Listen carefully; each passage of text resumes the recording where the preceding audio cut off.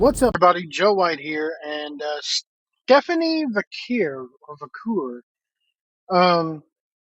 recently CMLL announced, along with Side New Japan, that Stephanie Vaquer, however you want to say it, will no longer be appearing at their Fantastic Mania USA tour. She is no longer with New Japan Pro Wrestling, no longer with CMLL, so one has to wonder where she's going next. Um, AEW recently featured her in their Forbidden Door pay-per-view, and she had a hell of a match, um, showcasing her talents. As she lost to Mercedes Moné, but from what people said, and from what I saw, Stephanie McVicker was the standout in that match.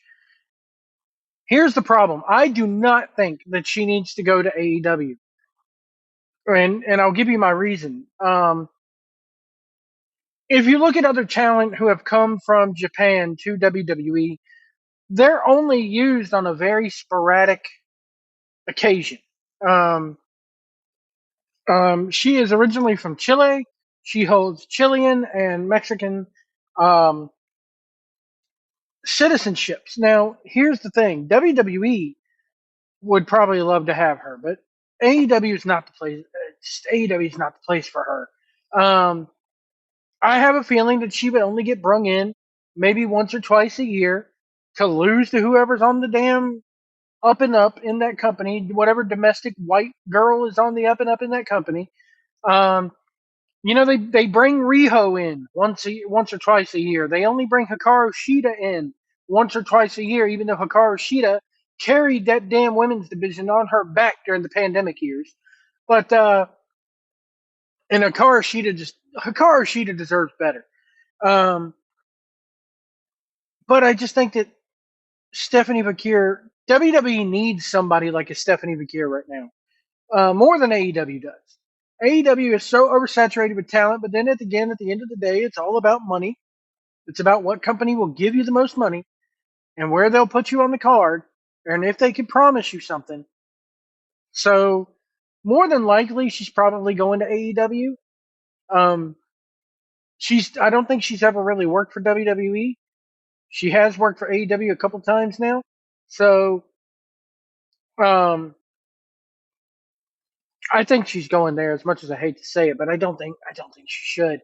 In NXT right now, she more than likely would go to the NXT brand, and with NXT right now, you have Roxanne Perez leading that women's division, and she's probably heading up to that main roster, probably as early as the end of this year or Royal Rumble time next year.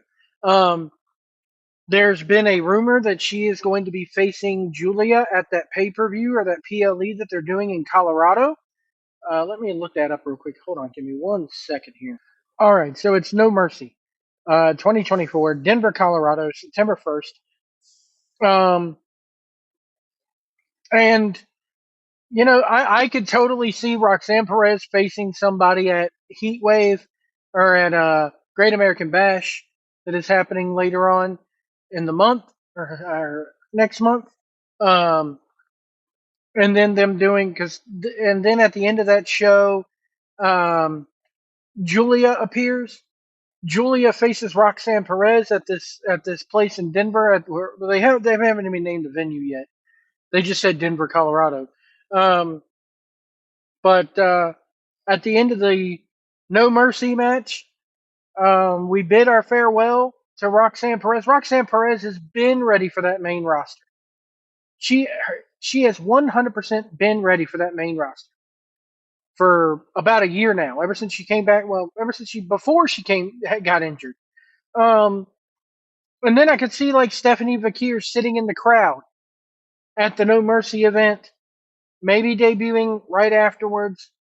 Like they like to do with the talents debuting and everything. But the bottom line is Roxanne Perez is going to leave a void. Um, you have people like Thea Hale, who is coming up and coming. Sol Ruka is not there yet. They just added another woman's title with the Women's North American title that Kalani Jordan currently has. She's not ready yet. It may take her a few weeks to get adapted to that WWE style, but they're going to need a strong, experienced women's wrestler like a Stephanie Vaquer to come in and fill that void where when Roxanne Perez leaves. Roxanne Perez, I guarantee you, if she's not on that main roster by the night after WrestleMania or the draft next year, it would surprise me. She needs to be moved up there as soon as possible. As soon as this title reign is done, do the honors on the way out of NXT and have her debut. Hell, I would have her debut well before the Rumble. You don't need a draft or the Rumble to debut somebody. You could run vignettes um, and have this person, debut through that. I I just think that it's beyond time for Roxanne Perez to be on that main roster. She's earned it, and she should be there. She should have been there by now. So that's what I think, guys. Stephanie Vaquer, I think, is going to WWE. Yes, AEW can offer her a lot more money, and a lighter schedule probably, but the NXT schedule is not that light. And all you do, as I said in the previous video, you do the coconut loop maybe once a month. After, if that, I don't even think they're running any house shows this month. Because who wants to go sit in a hot armory with no AC in the middle of July in Florida? Um, Another thing, Wes Lee. I want to talk about Wes Lee. It's summertime. It's July in Florida, and Wes Lee comes out last night wearing a full blown blue cardigan and slacks that look like they barely fit him. He looked like a total bum last night. People, you need to. I'm a huge ring gear mark. Like Thea Hale's ring gear last night looked amazing. I'm a huge ring gear mark. Joe Hendry. Um, Joe Hendry.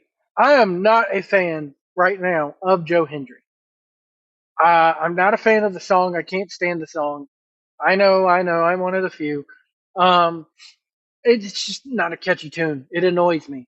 It flat out annoys me. Um, and his in ring work has not impressed me. What I've seen of him. No, I don't watch TNA often. But I have the couple of times I've seen him in WWE. Well, the first time he was in NXT, he got thrown out of a battle royal in 10 seconds. So what does that tell you? Now, in this time, they've seen what the fans think of him. So they spent all night last night hyping up the fact that he was debuting or re-debuting in an actual match, and he teamed with Trick Williams. I was not that impressed by what I saw. His gear looked lackluster. The music is annoying. He has a good look about him. He's a good looking man. Let me just preface that he's got a hell of a body on him. He's tall. He's not that tall, but he ain't too short either. He's the prototypical thing of what WWE's looking for. The problem is you've seen what they've done with people who can sing in the past. Elias, Rick Boogs. Need I say more? Yes, I know that was under the Vince McMahon era of things, but still.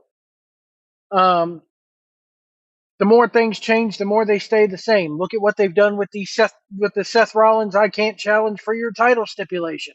They blew that out of the water and just crumpled it up and threw it away the next night or the next show. It's stupid. It stupefies me.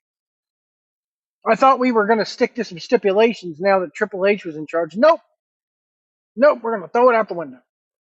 Because heaven forbid we should make new stars instead of the same old matches over and over again. The more things change, the more they stay the same. So another thing is that I don't know if Joe Hendry would want to sign with WWE full time, because while they let people like an R-Truth or somebody do their own music, I don't see them letting him go out and cut albums and all that mess.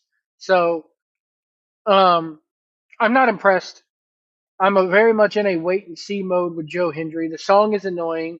His ring gear is lackluster. I didn't see anything as far as in-ring work that I can bash, but I didn't say anything in-ring work that really impressed me either. It was very mediocre. I mean, aside from his look and him turning toward the camera and smiling, it's very white meat baby face. Like the stuff that we would reject in the Attitude Era. I'm just waiting for him to come out there with a white shirt, white pants, and a top hat.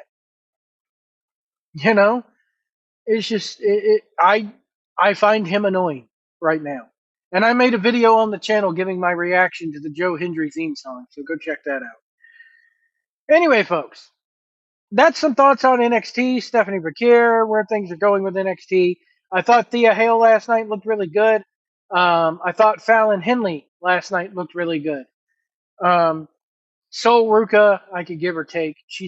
I don't like the surfer gimmick. I don't like the whole. I don't know. I just don't like her gimmick. And the move she does looks like she's going to break her neck someday doing it.